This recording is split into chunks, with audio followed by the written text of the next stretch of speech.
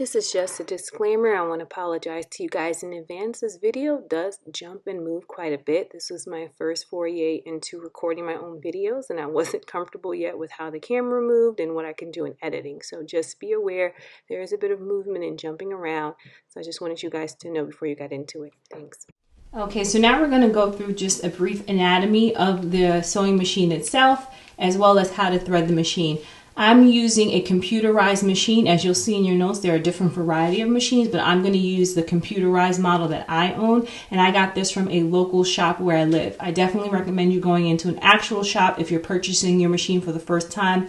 They often give you lessons, and it's just some place to go if you're having any issues as far as troubleshooting the sewing machine, whereas if you were to get it online, there would be really no person to talk to. So I recommend if you're definitely getting your first machine or any machine, you want to go into an actual store. All right, so let's get right into it. So I'm just going to sort of like go over some of the things that are involved in this particular sewing machine. So if we get a little closer, we'll see that I have some digital options here as far as my stitch type, the width of the stitches, as well as some other functions that coincide with the numbers on the machine. So get a little closer,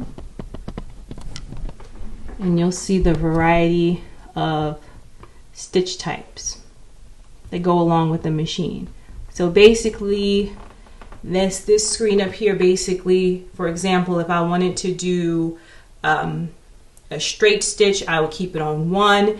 If I wanted to do, and for the most part, when you're sewing, you always want to keep this stitch length at about 2.2, or even maybe a little further up, because the bigger you get, the more likely you are to run into issues where it starts to separate and the seams don't look so good. So you always want to keep it, especially when you're doing these higher end garments, you always want to keep the stitches as low as possible. It takes a little bit longer. Sometimes people try to rush it and they'll put the machine on a 5, which is the highest the machine will go, and that's a really wide stitch.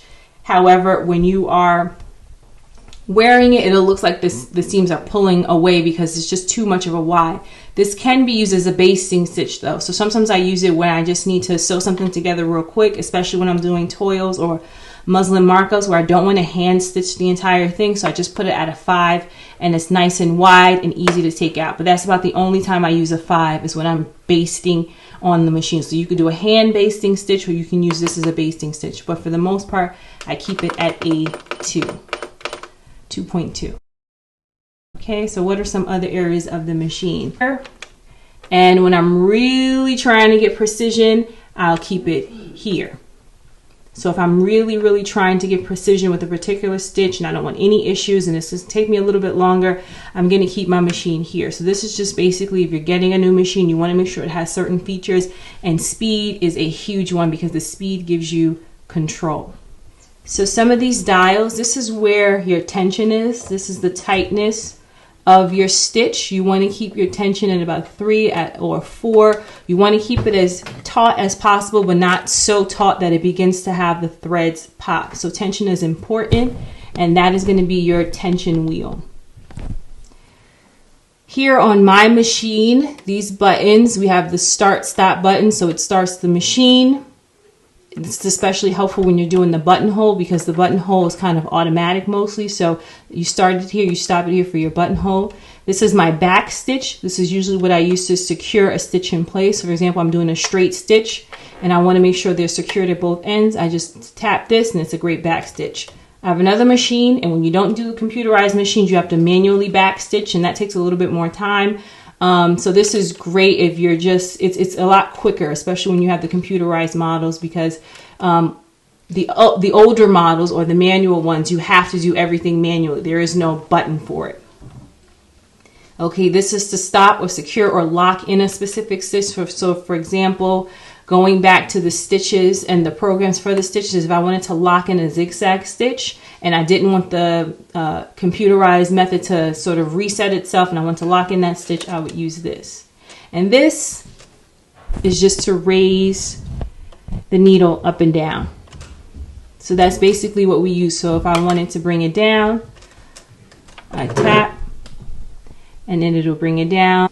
The threading and the shank. So here we have the self-threading shank here, and I didn't use it so much in the past, but I use it a lot now, and it definitely assists with threading the needle in the machine. This here, this handle is what I use when I'm trying to change the needle on my machine. You basically twist it a couple of times, it removes the needle, and then you place it back inside.